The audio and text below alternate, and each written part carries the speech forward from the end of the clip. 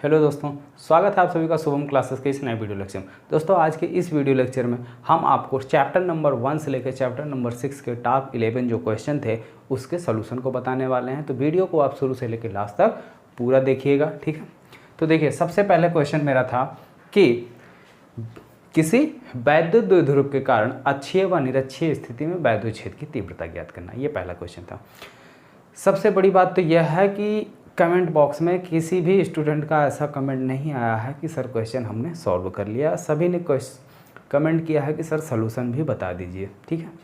चलो, आपने ट्राई किया या नहीं किया वो तो आप ही जानते हैं, ट्राई किए कि नहीं किए, चलो कोई बात नहीं है। खैर, आपने कहा कि सॉल्यूशन बता दीजिए, तो देखिए हम सॉल्यूशन आपको करवा दे रहे हैं।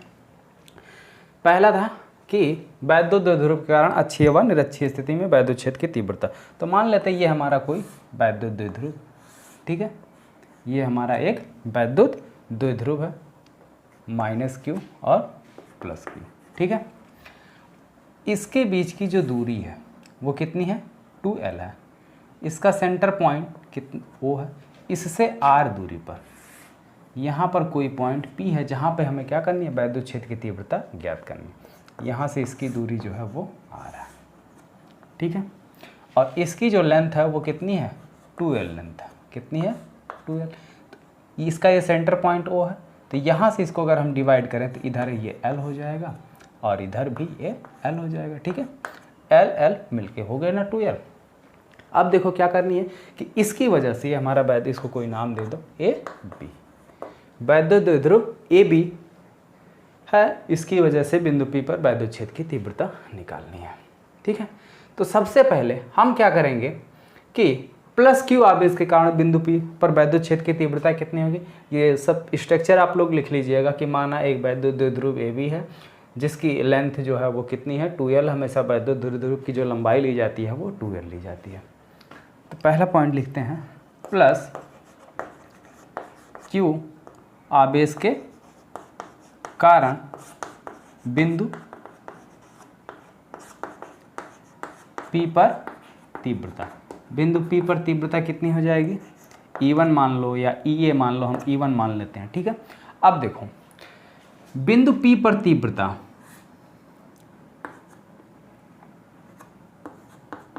E1 +q के कारण, ठीक है, +q आवेश के कारण वैद्युत क्षेत्र की जो तीव्रता होगी वो उसकी डायरेक्शन इधर होगी, क्योंकि हमेशा प्लस आवेश के कारण जो वैद्युत क्षेत्र का डायरेक्शन होता है वो प्लस आवेश से आगे होता है, यानी प्लस आवेश से दूर होता है। -q आवेश के कारण वैद्युत क्षेत्र की तीव्रता अगर हम लेते हैं E2, तो E2 की डायरेक्शन क्या हो जाएगी, इस साइड में, ठीक है, E1। तो E1 कितना हो जाएगा हमारा, E1 आएगा 1/4πε0 q/r। इस आवेश से, ठीक है, जिस आवेश के कारण निकाल लो, बस यही ध्यान देना कि जिस आवेश के कारण हम निकालना है दूरी हमेशा वहीं से ली जाएगी, लेकिन दूरी हमें सेंटर पॉइंट से दिया है, लेकिन हमें चाहिए यहाँ B से। तो देखो, R में से अगर ये दूरी इतना हम माइनस कर दें तो ये कितना है, L, तो R - L, ये दूरी हो जाएगी ना R - L, ठीक है, 1/q/BP। और BP की दूरी कितनी है, 1/4πε0 q/r - L, ठीक है, R - L, ठीक है, ठीक है। तो ये मिल गया हमको। लेकिन अगर इसकी दिशा की बात करें तो इसकी दिशा किधर हो जाएगी, ब्रैकेट में लिख दो, दिशा जो है B से P की ओर, ठीक है, BP की ओर। अब क्या करेंगे, -q आवेश के कारण निकाल लो, -q के कारण बिंदु P पर तीव्रता E2 कितना हो जाएगा, 1/4πε0 q/r² होता। अब दूरी -q आवेश की दूरी यानी A से लेके P तक, AP का स्क्वायर। AP है कितना, A से P, देखो यहाँ से यहाँ तक R है, L और R + L हो जाएगा, 1/4πε0 q/r + L का होल स्क्वायर। इसकी दिशा की अगर बात करें तो इसकी दिशा किधर हो जाएगी, दिशा P से A की ओर, ठीक है, दिशा किधर हो गई, P से A की ओर, ठीक है। तो अब बिंदु P पर परिणामी तीव्रता कितनी हो जाएगी, बिंदु P पर परिणामी तीव्रता, हालांकि देखने को क्या मिल रहा है, दोनों की दिशाएं अलग अलग हैं, तो परिणामी तीव्रता E बराबर E1 डिफरेंस E2, जो बड़ा होगा उसमें से ये घट जाएगा। बड़ा कौन है, E1 बड़ा है, E2 छोटा। E1 बड़ा कैसे हुआ, नीचे देखो, जिसका डिनोमिनेटर छोटा होता है वो क्वांटिटी बड़ी होती है। सब कुछ सेम है, बस डिनोमिनेटर दोनों का अलग है, यानी हर जो है दोनों का अलग अलग है। तो हर जिसका बड़ा होता है वो राशि छोटी होती है, तो ये यानी E2 हमारी क्या हो गई, छोटी हो गई। अब घटा लो दोनों को, तो E = 1/4 pi epsilon not common है, Q भी कॉमन ले लिया गया, देखो ठीक है। E1 की वैल्यू रखोगे तो ये है, E2 की वैल्यू रखोगे ये है, ये इतनी चीज़ कॉमन है दोनों में, है कि नहीं, ये देखो ठीक है। यहाँ बचेगा 1/r - l का होल स्क्वायर, 1/r - l का होल स्क्वायर माइनस 1/r+l का होल स्क्वायर, ठीक है। ये बचा, इसी को सॉल्व करना है, इसी को सॉल्व कर लो। Q/4 पाई एप्सिलॉन नॉट, इसका इधर मल्टीप्लाई कर दो और ब्रैकेट ओपन कर दो, होल स्क्वायर को r² + l² + 2rl, ठीक है। एक ब्रैकेट में आ गया, माइनस इसको उधर करोगे तो क्या हो जाएगा, r² - +l² - 2rl, ठीक है। अब अगर ये दोनों ब्रैकेट ओपन करते हैं तो क्या हो जाएगा, इसके साइन बदल जाएंगे, यानी माइनस माइनस, ये माइनस है तो प्लस हो जाएगा, क्लियर। इनटू r - l का होल स्क्वायर, r+l का होल स्क्वायर, यहाँ से ये दोनों कट गए, RL, ठीक है। मिल के कितने हो जाएगा, 2RL मिल के 4RL हो गए। तो Q/4 pi epsilon not, Q/4 pi epsilon not 4, ठीक है, ऊपर हो गया 4RL इंटू, इसको हम क्या लिख सकते हैं, r - l r+l का कंबाइन होल स्क्वायर, ऐसा लिखा जा सकता है। भाई दोनों का होल स्क्वायर है, इसको इस फॉर्म में लिख सकते हैं ना, चलिए कोई बात नहीं, लिखिए।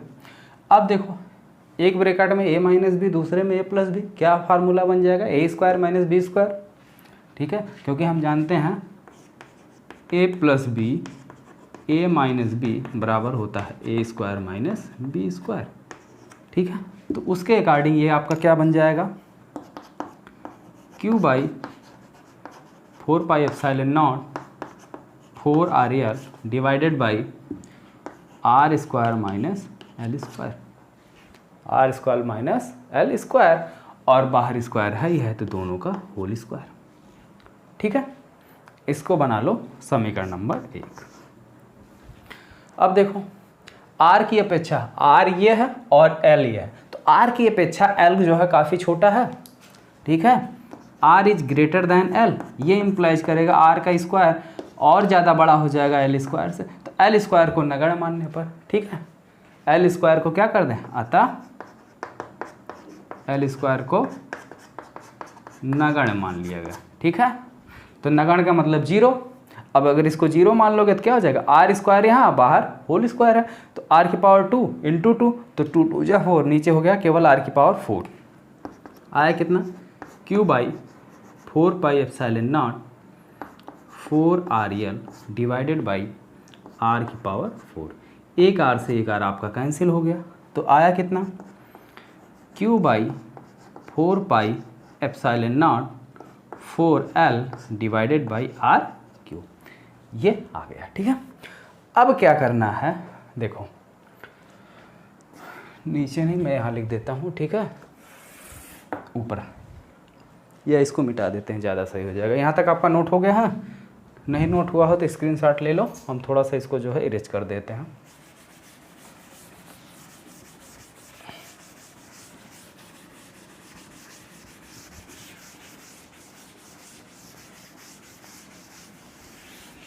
अब देखो, यहाँ से इसको जो है 1/4 पाई एप्सिलॉन नॉट लिख देते हैं, 1/4 पाई, यह है क्या, E बराबर चल रहा है, ठीक है, E बराबर Q को अंदर कर दो, Q को अंदर, क्यू को अंदर कर दो तो क्या हो गया 4QL/r³। परंतु क्या होता है P बराबर होता है 2QL। ये द्विध्रुव आघूर्ण है, P क्या है द्विध्रुव आघूर्ण है। तो E बराबर 4 को हम क्या लिख सकते हैं 2 × 2 लिखा जा सकता है ना इसको 2 × 2QL/r³। इसकी जगह क्या रख देंगे P। तो E बराबर 1/4πε0 2P/r³। तो ये आपका अच्छी स्थिति में द्विध्रुव के कारण वैद्युत क्षेत्र की तीव्रता निकल कर आ गई। ठीक है, अब देखते हैं निरक्षीय स्थिति में कैसे कैलकुलेट करना है। क्लियर। अब देखो ध्यान से देखो, निरक्षीय स्थिति में कुछ आपको ज़्यादा कुछ करना नहीं है, बिल्कुल ईजी है, बस आप देखते जाइए।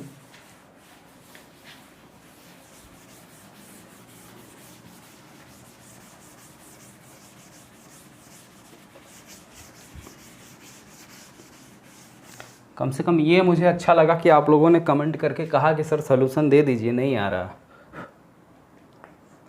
ये मान लीजिए कोई द्विध्रुव है, ठीक है, ये द्विध्रुव ए भी मान लिया गया, इसका सेंटर पॉइंट O मान लिया गया, इसकी टोटल लेंथ कितनी है 2L। ठीक है, अब इससे निरक्ष पर यानी इसके लंबवत कोई पॉइंट यहाँ पर P है जिसकी दूरी R है। यहाँ पे हमें वैद्युत क्षेत्र की तीव्रता निकालनी है। ये -Q आवेश है, यहाँ पे +Q आवेश है, इससे इसकी दूरी और इसकी दूरी। ठीक है, अब देखो टोटल 2L है, L इधर हो गया और L इधर हो गया, और ये दूरी आपको पता है R ही है। तो A से P तक की दूरी क्या हो जाएगी, ये देखो AOP समकोण त्रिभुज बन रहा है, तो त्रिभुज AOP में AP का स्क्वायर, AP कर्ण बन रहा है ना, तो AP का स्क्वायर बराबर आधार का स्क्वायर प्लस लंब का स्क्वायर। तो आधार कितना आपका L स्क्वायर और लंब कितना है R स्क्वायर। तो AP बराबर कितना हो गया, ऐसे रहने दो। ठीक है, ठीक इसी तरीके से AP BP निकालना होगा, तो BP कितना हो जाएगा, BP स्क्वायर भी वही चीज़ हो जाएगा। क्यों, कैसे होगा वही चीज़ भाई, L R सब कुछ वही है। ठीक है, तो दूरी मिल गई आपको। अब देखो -Q आवेश के कारण बिंदु पर वैद्युत क्षेत्र की तीव्रता निकाल लो, और +Q आवेश के कारण, तो -Q आवेश के कारण कितना हो जाएगा, -Q के कारण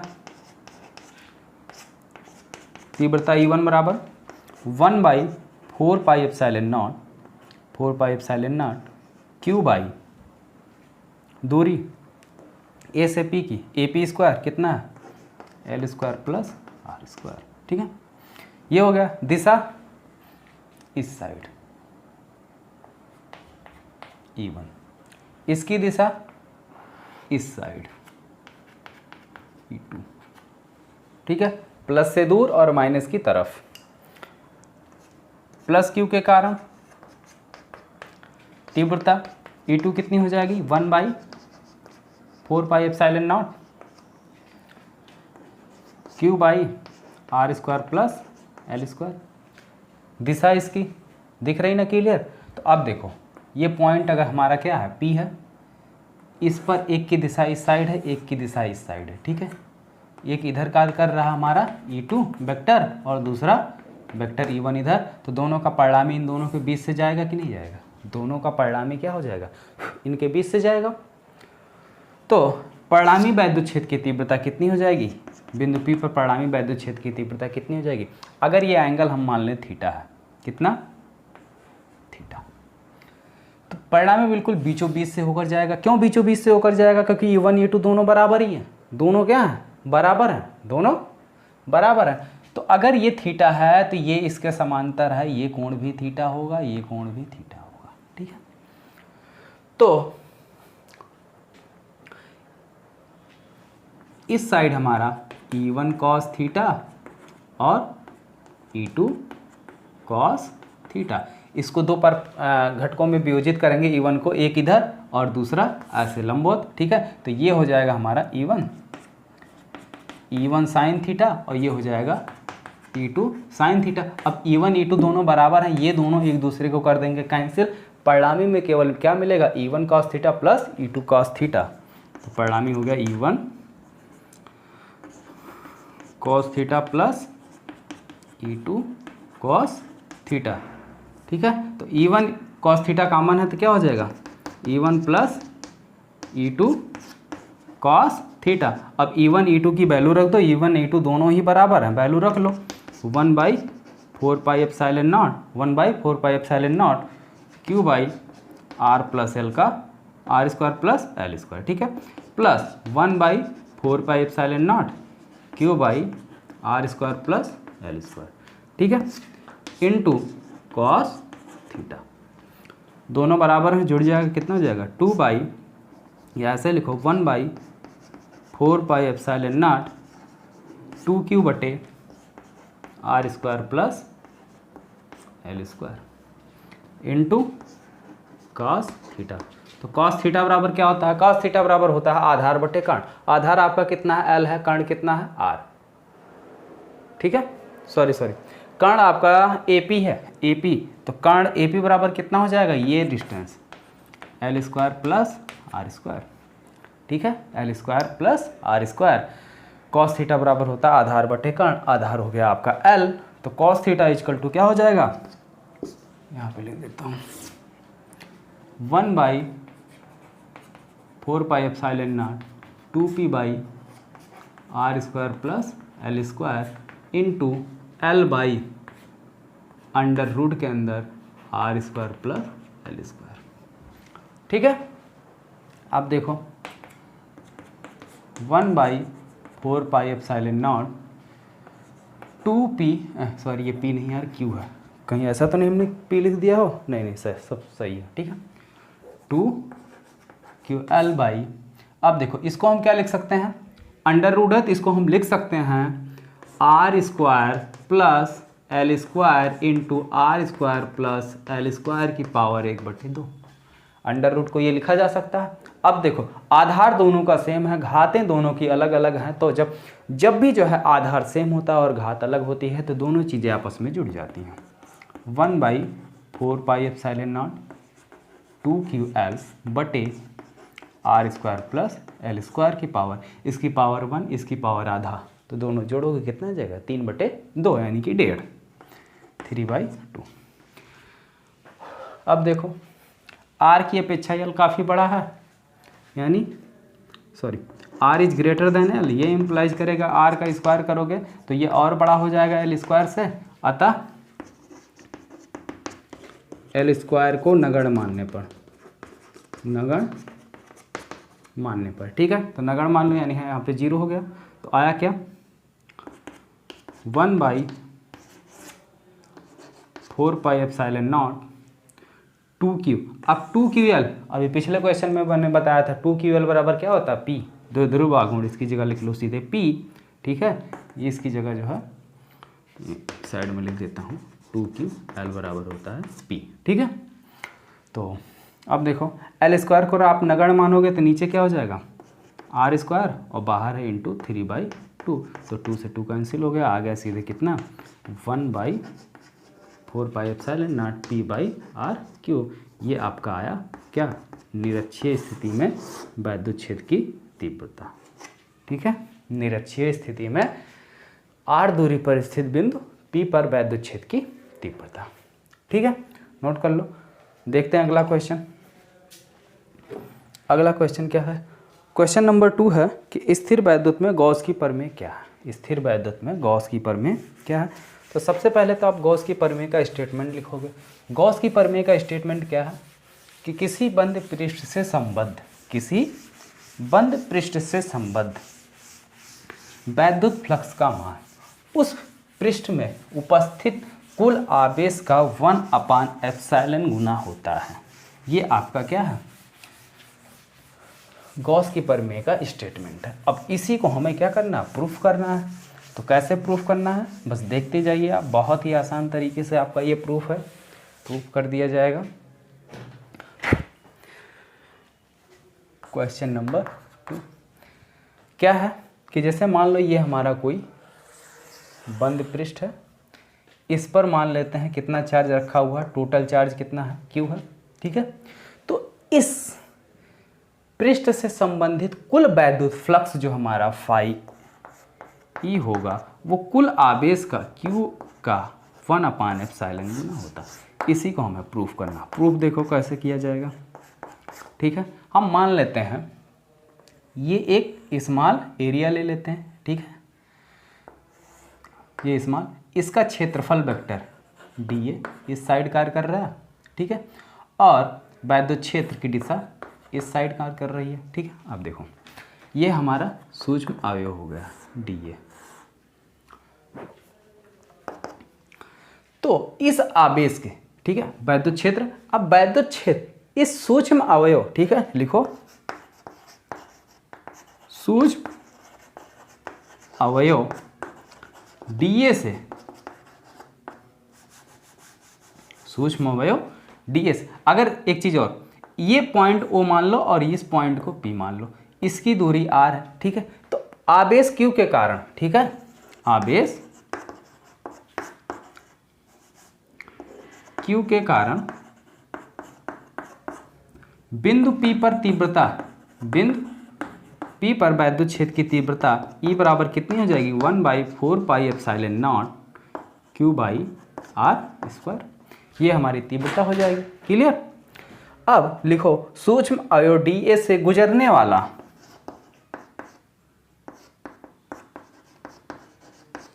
वैद्युत फ्लक्स d∅, भाई सूक्ष्म अवयव है तो सूक्ष्म वैद्युत फ्लक्स भी गुजरेगा। d∅ बराबर हो जाएगा E × dA, या हो जाएगा E dA cos theta. E की वैल्यू रख लो, d∅ बराबर E की वैल्यू 1/4πε0 dA cos थीटा, और नीचे बटे में r² होता है तो r²। ठीक है, यही ना E की वैल्यू, Q/r², Q भी लिख लो यार, Q छूट गया। ठीक है, 1/4πε0 बटे r, Q/r², ये हो गया। अब ये तो था सूक्ष्म अवयव से गुजरने वाला। टोटल, कुल, यानी संपूर्ण पृष्ठ से गुजरने वाला वैद्युत फ्लक्स कितना हो जाएगा, संपूर्ण पृष्ठ से गुजरने वाला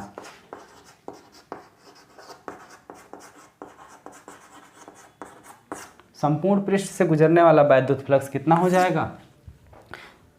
स्मॉल से d∅ था, इसी को क्या करो, इंटीग्रेट कर दो। ठीक है, इंटीग्रेशन ऑफ d∅, तो ये इक्वल हो जाएगा φe। ठीक है, equal to integration of d∅ की क्या वैल्यू है,